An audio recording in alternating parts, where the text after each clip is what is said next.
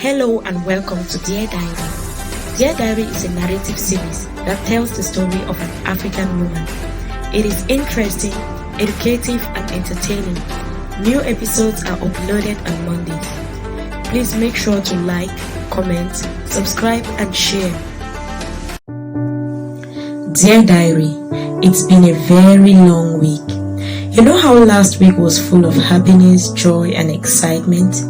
Well, this week was just the opposite. Mama borrowed my phone on Monday to send a picture of the women's meeting fabric to a friend of hers.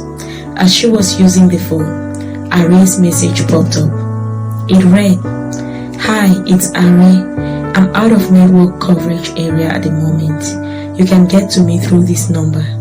It belongs to a close friend of mine. That's the only network that is available here." This message got me in very big trouble. Mama scolded me for hours. She told me how disappointed she was at my foolishness and how she doesn't want to hear that name Are ever again. No matter how hard I tried to explain, she didn't listen to me. When Papa was told, he gave me a heavy slap on my left cheek. It was like I had a stone slammed on my cheek. I felt like my jawbone had been dislocated. I can still feel the pain until this very moment. I haven't been able to do much as a result of that slap. After they found out, they stopped talking to me for days. Papa went as far as refusing to eat my food. No matter how hard I tried, nobody was willing to listen to me. With all the tension going on in the house for days, I decided that I was going to travel to Douala. I asked for Papa's permission and he told me I was free to do whatever I wanted to do.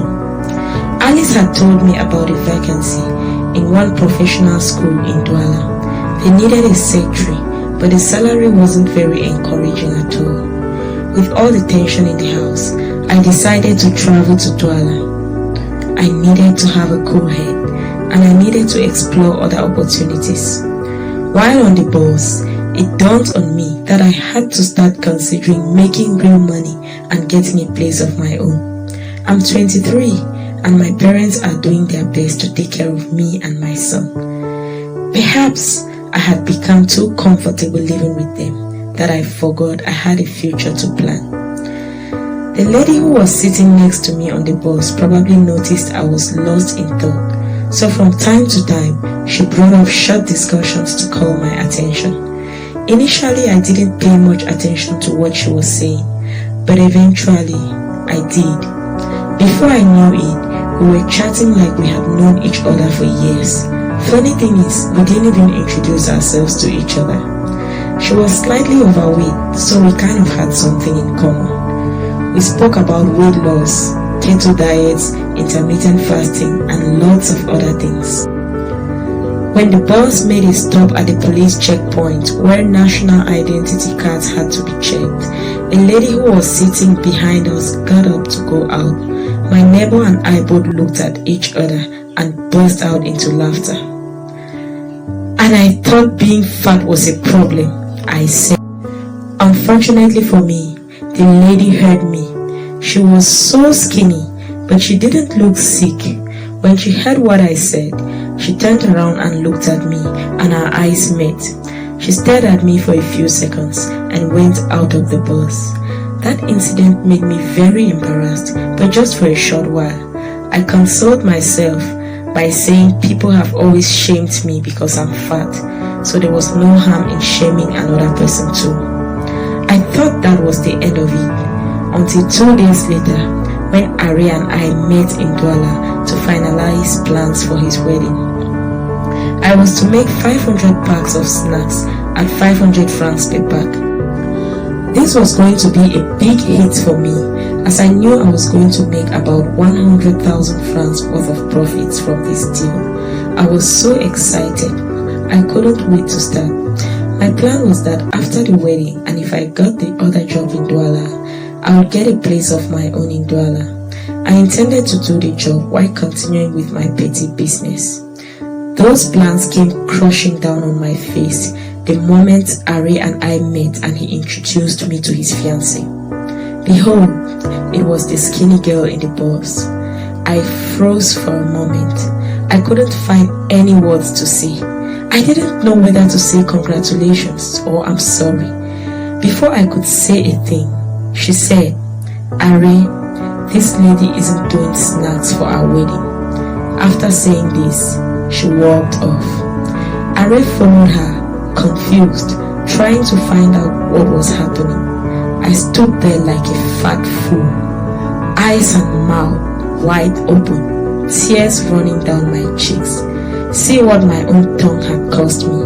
I've never been so embarrassed in my life. I went back to Alice's house only to be told someone else had been given the job. I had no business in Douala anymore. I had to go back to Bamenda. I had to go face the mess I had created. I thought I was just going to run away from my problems, but running away got me into a deeper mess. Why did it seem like everyone and everything was against me? I got back home to Bamenda on Sunday evening. I had failed my parents. I had failed Are.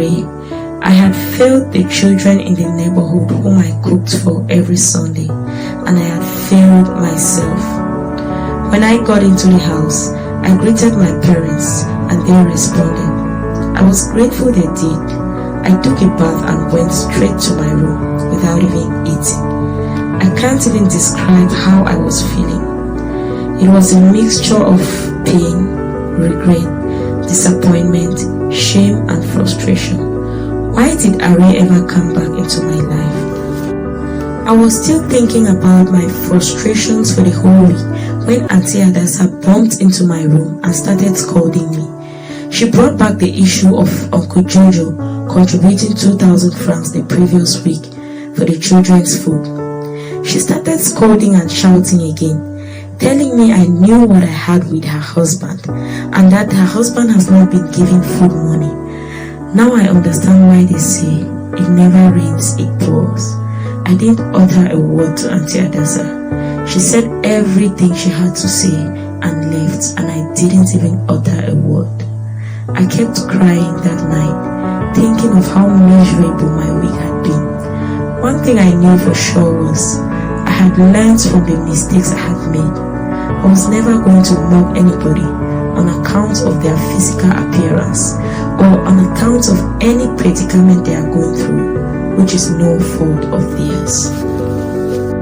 Paul heard me crying and ran into my room. He hugged me, cleaned my tears and told me everything was going to be okay. At least that is the one thing I did, which I know was wrong, that brought about something positive. My son. I'm so proud of him and I'm so happy to have him. Dear Diary, today, caution is the word. Being careful to avoid danger or mistakes. My actions or lack thereof eventually define me. Exercising caution can save me from lots of problems. Before I act, I need to consider the potential consequences of my actions.